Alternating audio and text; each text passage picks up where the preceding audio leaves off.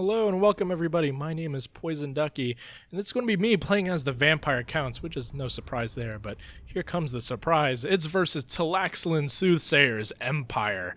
Now this happened in the Death Before Dishonor tourney. It was hosted by Rubber Duck of War. If you guys haven't heard of him, which I'm sure you guys have if you are part of my channel, please check him out if you haven't. He is a great content creator for the Total War scene. He hosts tournaments, King of the Hills, and he does other fun things like reactions to trailers and of other games and other things as well. So if you haven't, please check him out. He's a great friend of mine, and feel free to subscribe to him as well. So with that out of the way, I do have a front line of zombies, and Poison Ducky, what's wrong? That's 3 zombies. Blasphemy. You can't be a Vampire Count main and only bring 3 zombies. You should always bring 5 because that's the cap, and if there wasn't a cap, I would bring 10. But that's because my money is spread thin here, and you'll see soon because my core of infantry is actually Crypt Ghouls. Now, it's not many matchups that I like to bring them. That's because there's very situational with their high weapon damage, poison applying, which is very nice, but low melee defense. The low armor and defense is a pretty terrible combination in my opinion, so they can take a lot of damage from anything from projectiles, cavalry charges, or anything like that. But they're good at clearing Empire infantry state troops. So that's why I bring them, and they'll be very deadly against spearmen and swordsmen of that caliber, and even trade really well against flagellants. For the rest of my front line, per se, I do have 2 White Kings, both with Scab Scraith, and they're mounted on their skeletal steeds. Very cost-effective against Empire Chaff, another great chaff clearing tool that I have. And the rest of my infantry is going to be skeleton spears, 3 of them to be exact, that can hold any sort of cavalry unit. And when you bring skeleton warriors, bring spearmen because they hold for much longer and they're just overall just more effective in combat as well. Now, where did all my money go? And you'll see it's in the cavalry. 2 units of Blood Knights, really powerful, best cavalry in the game in my opinion. Powerful anti-large and charge bonus, but the reason they're so good is because they can regenerate from Nehek, and they'll get their models back. Very important tool for the Vampire Counts with dealing Demigryph Knights. The thing is, Demigryph Knights do defeat Blood Knights in 1v1 encounters, or as something like a blob fight that takes too long as I lose my charge bonus. But that's why I bring the Chillgeist. Now, the Chillgeist is extremely crucial in this matchup, mainly because of their 94 speed and the ability to reduce speed by 36% if they are near enemy units. Why is this so important? Because the Chillgeists are one of the best catchers of Pistoliers and Outriders in the game. You would think it would be Hounds or some Scurvy Dogs, Dire Wolves, or something like that, but actually the Chillgeists, not only will they catch up with their 94 speed, they'll slow them down and kill those Pistoliers. So in any matchup, especially the VC versus Empire matchup, you need to bring them. They are crucial and they can be an MVP in all those matchups. Not to mention they're ethereal and they deal armor-piercing damage, which is very important with dealing with Demigryph Knights since they have so much armor.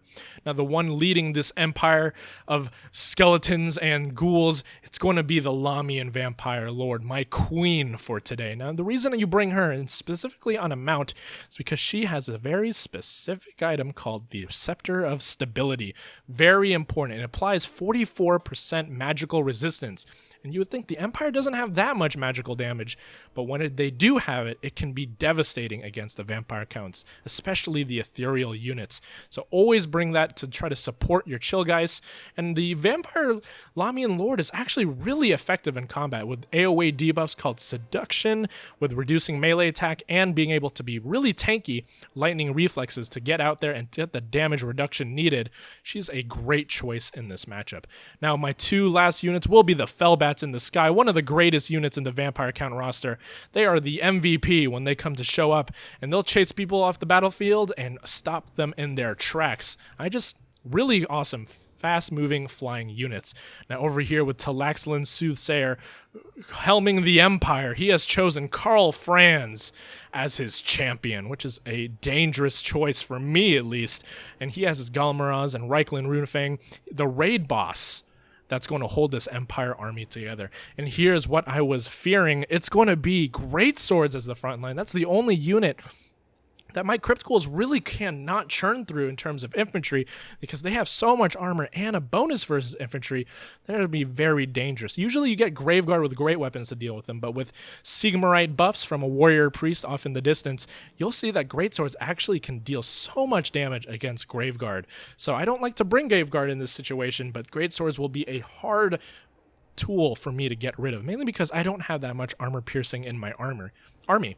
The Tattersouls in the distance, they have Frenzy. They're the high chaff clearing army tool that the Empire need to deal with zombies and skeletons, and I need to be wary of them, because if they get too much value killing my chaff, it'll make it so that I have much less room to maneuver my cavalry and everything else like that. Some halberds and some free company militia. Now, free company militia you bring mainly because whenever your faction has a hybrid sort of ranged infantry unit, you generally bring them against the vampire counts, because they can clear zombie summons very quickly and get back to shooting or shooting the arrows very quickly as well. So you want to choose them, in a really great choice by the Soothsayer.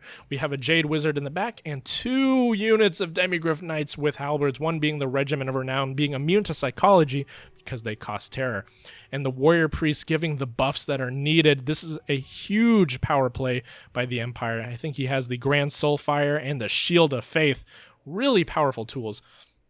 Now, with that on the way, I'm going to go into play, but a little explanation. You would think the vampire counts are the king of the blob fights, and it's true in many matchups you are, and Talaxon's going to try to get a sneaky bite into my White King, but whenever the Empire has their buffs from Reikland Runefang or Gal Maraz, and you have the Warrior Priest, you actually lose the blob fights playing as the vampire count. So I have to be very careful here. You really expect me to win them considering I'm vampire counts, but I have no Mortis Engine, no Terrorgeist, no Vargulf. And if you guys, explain again, I have no single entity monsters in this army, and I really think that is the choice against Empire, because Empire can bring nets. They can try to net you down and blast you with a Templehof Luminarch, so you have to be very careful. That's why you do not bring single entity monsters. Horses are okay though. Now I'm going to get some Scab Scrates, and here's the magnificent, look at this legendary play by Soothsayer. He actually gets the Tattersouls, gets them back, and he dodges this Scab Scrape. Like, look at that legendary play, just my goodness. But I do see a weakness here in the front line. They have no support from their knights. Their Demigryph Knights are not in position to support against the Blood Knights, so I get a nice charge into the Greatswords, but Karl Franz is going to come in here and try to deal some damage to my Blood Knights, which he does. Every time he swipes, that's almost a model gone, but I'm going to get another rear charge from these Greatswords pulling out and get some nice damage. Remember, I don't have armor piercing, so dealing with them is a real issue, but the Royal Otterf Greyfights coming in and getting a counter charge against me with the Crypt Ghouls. The Crypt Ghouls really don't want this, but I have a nice pick over here on the side. Crypt Ghouls versus Spearmen without shields? Yes, sir. They're going to mulch them like no tomorrow. Now, some nice charges into the Greatswords. I'm going to have my second Blood Knights coming in, and I'm going to escape as fast as possible from this Demigryph Knight blob. The Reikland Runefang has been popped, and I know for a fact I will lose that fight. So I'm going to go back, use a Overcasted Invocation to get my Blood Knights back into position, and use my Chillgeist to countercharge the Empire. Get them out of there, decrease their speed using the Chilling Aura, and get more charges into the Greatswords, because the more charges I get into the Greatswords, the more I whittle them down, the less chaff clear they will have. And I've taken quite an amount of damage with the Blood Knights, even with the powerful ability of Nehek. Now the Tattersouls over here, I'd see a nice pick over here, and the Chillgeist come in for a nice side charge. They're going to go through the zombies, and that is a devastating blow to the Empire forces, as losing any sort of chaff clearing tools is going to be very important for me later in the game. Some more charges with the Blood Knights into Karl Franz, as I think he's going to be, I believed he was going to be out of position, but it was actually a bait. The Royal Artdorf Griffites were coming back in, and Stand or Die coming in. Stand your ground, Hammer of Sigmar, Scroll of Shielding being popped, but I also counter with my Seduction, reducing their melee attack, which really just counteracts the Hammer of Sigmar, so it's more or less no longer a buff. I'm going to use my Scab Scrates over here in the Free Company Militia, as they're lightly armored, and that's what I really need. And I'm going to pull out my Chillgeist and try to find a flank over here on the right side of the battlefield. Now remember when I said I will lose these blob fights, and the balance of power actually slightly in Empire's favor, as my Blood Knights are taking a toll against the Demigryph Knights. Even with Seduction activated, zombies being mixed in there and everything, still losing so many Blood Knight models. But that's what Nehek is here for. Now I'm going to get a nice sword charge here into the greatswords as my chill guys kind of meander into there. They're my only armor-piercing unit in this entire army, so I'm going to be needing them to deal with the greatswords and demigryphs if I have any chance at winning this battlefield. Now, the White Kings are going to be stuck in there. They deal so much damage to infantry in sustained combat, especially since they have really great melee stats, but I'm going to retreat here because some terror routes and some damage to the greatswords are great, but I need to get back, get my overcasted Invocation to Hex, and get so much value from that spell. My healing cap is actually nearing the top for my Blood Knights as I rear charge into those Tattersouls and get some other more charge bonuses on the greatswords. Now right here I do have a nice angle from the chill guys. I think I'm going to get a really cool side charge into the Demigryph Knights, but Talaxlin notices this and it's going to be a full counter charge against the chill guys. Now I do smell something in the horizon and I'm going to apply my Scepter of Stability, and I was correct to do so because the Grand Soulfire is going to come down on my ethereal units, and Soulfire is a magical attack, so that's why I put the Scepter of Stability on, increase their magic resistance and reduce the magical damage done to my physical ethereal units.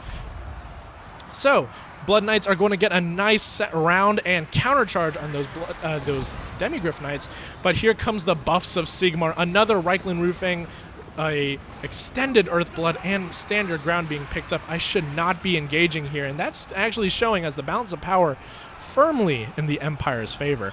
But here's the important thing here. The Empire infantry are in tatters, pun intended for the Tattersouls, but the greatswords are very low, taking so much damage from the constant cycle charging I've been doing my Blood Knights, and the halberds being dealt with by Crypt Ghouls and Spearmen have no chance. The Free Company Militia can try to run, but they just don't have the firepower to deal with my cavalry. But I'm going to disengage here. And I've actually dealt a good amount of damage towards the Demigryph Knights with halberds. They did get a small terror route for a small amount of time there, but they're back in the battle and they're going to deal a good amount of damage. But I do have the Royal Outdwarfites in mortal combat with the chill guys, and that's what I want. I want the armor-piercing cavalry, and I'm going to cast Seduction again to reduce their melee attack. This is what's very important for me. I know the Empire buffs are down. He just used it recently, so that's my time to re-engage. And look at that, the massive amount of damage done to the Altdwarf Griffites. Soothsayer is going to try to respond with another Hammer of Sigmar, but it's too late. They're starting to rout, and only thing left is going to be another Demigryph Knight, but they're losing decisively, and they will start routing as well. With that, the Regiment of Renowned Halberds are shattered. They're going to leave the battlefield. No chasing needed for me, and my Lamian Lord will just be cackling into the sunset. Her queen she is, being happy with her schemes, chasing the Jade Wizard so as to not try to put pressure on that hero. Now the blob fight is very dangerous. Karl Franz is still a very important tool in this fight as he gets his Foe Seeker and Gal Moraz popped. Essentially every time he hits, he kills a model, but this is very important here. I have infantry left. Remember, I took out those great swords and halberdiers. The Tattersouls only have 2 models left. The halberds are so low. So as long as I have infantry mixed in with my cavalry, I can win this battlefield. Position at least. So I only have 1 unit of Blood Knights and my chill guys. There's only a few models left, 2 to be exact, 1 now. That's all I need to apply the 36% slow with Karl Franz that stacks with the poison. So I'm going to get some nice damage into him, but he just reached his healing cap, ladies and gentlemen.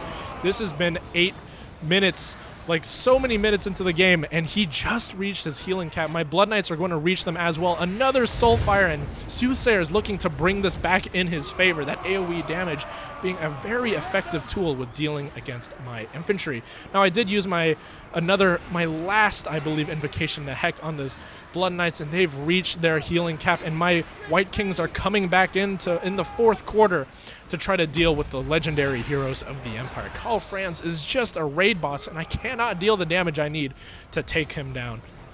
Now here comes the 4th quarter bats. They come. I didn't really bring them in until now because they're so useful in the end game for chasing off units like Demigryph Knights and rear chargers to apply the leadership debuff. So they are the clutch unit coming in the last second dealing with the Empire units. And the Warrior Priest is actually getting taken down to size by a few Blood Knights and my Vampire Lord. She's going to deal massive damage, and he's going to begin to rout as well. With that, it's going to be a swing of balance of power to my favor, and the White Kings are going to go at it against Karl Franz, but Karl Franz has one of the best attack animations in the game for a single entity monster, and he's going to take that White King down to size in no time. My poor White King, but I did get a rear charge with my Fellbats on the Halberds, and the Halberds are going to be retreating, and that means Karl Franz no longer has infantry support in this fight. My Crypt Ghouls are going to be applying the poison, and look at this, the Fellbats are going to be used to great effect here to pin Karl Franz in his position. I have a nice charge from this angle into with the Blood Knights, the few remaining I have left, the 9 to be exact, and my Fellbats are going to be flying above, go around, and go behind Karl Franz. So he's pinned in here, and he cannot leave. So my Lamian Lord is going to be getting every strike she can, and because he's at the heal cap, he will no longer have the ability to recharge, get back in the air, and get his health back. So it's looking really great for the Vampire Counts, and it's looking grave for the Empire. Let's see if he can do anything left. My Fellbats have chased the Altdorf Griffites and the other Demigryph Knights off the battlefield, and this is all that the Empire has left. Shattering is happening on the Great Swords. Army losses seems to be happening as Karl Franz is stuck, and I believe this is going to be a win for the Vampire Counts. Really great game with Talaxlan Soothsayer. He is not one of the best players. He's not called the best player for a joke. He is really amazing, and I was so happy when I finally took at least a game off him. He did end up taking me out of the tournament in the next 2 games. This was the first round, but overall, really great game, and I just had to cast this one. So, Mike, let's look into the unit cards and statistics. Overall, really fantastic. 47 kills on Crypt Ghouls, and I think one of the MVPs is right here. 129 on this one. That's so much. Considering the force numbers, 711 of the Empire, 129 kills on Crypt Ghouls is devastating and really cost-effective for them.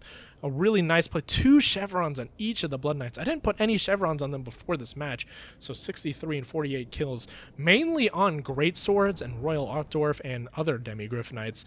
Really awesome, and 65 on the Chill Guys. Chill Guys, MVP.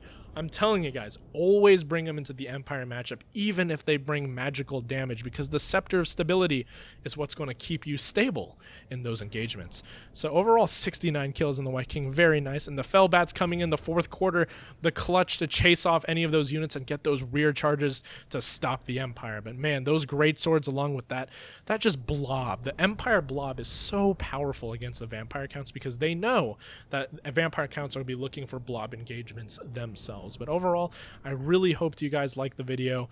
Leave a like if you do, and subscribe if you want more. I'll catch you guys later.